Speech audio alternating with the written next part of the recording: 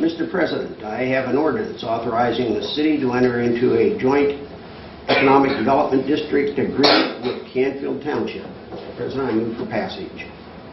Second. Mr. Morvay, second. Any public comments? I have just a brief comment. I will be voting in favor of this ordinance this evening. However, there is one minor item within the content that I would like to have seen corrected, and it wasn't, but I'm still going to be voting in favor of it. And what it is it has to do with the board, if you will, that would direct or control the Joint Economic Development District.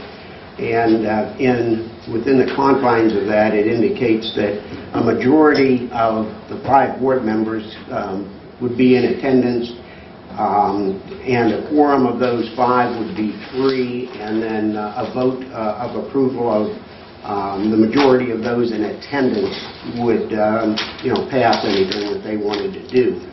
My concern is just a basic concept type of concern, and that is that you've got the potential for minority members of the board, 5-member board, actually able to create or conduct business. And that's something that I know that they worked on with regard to that.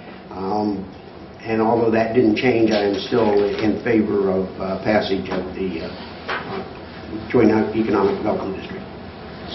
What changed there was, Mr. Tisch is right in terms of the numbers, but what changed was the quorum requirement of 3 must now include a representative of the township and a representative of the city, so that the township and city are always part of the quorum that exists. The concern was twofold, I guess. Mr. Tisch is concerned that you have at times perhaps a minority of the board making a decision, but the primary concern, and the more significant one, at least in my opinion, was that you could have action taking place without a city rep or a township rep at the meeting. So we eliminated that larger problem, in my opinion. But the issue that he addresses is still there in terms of the numbers. As much as that's sort of just a basic premise that I have, I still think there are much more benefits to the Joint Economic Development District than defeating that on that concern. So that's why I'm supporting it. Any other discussion? Chuck, it is my understanding that in another part of the agreement, that quorum cannot change the agreement as it stands.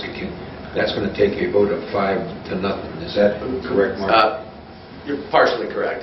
Actually, to amend the agreement would require action of council and the township trustees, not even the board. Okay. So it goes even further than that. Okay.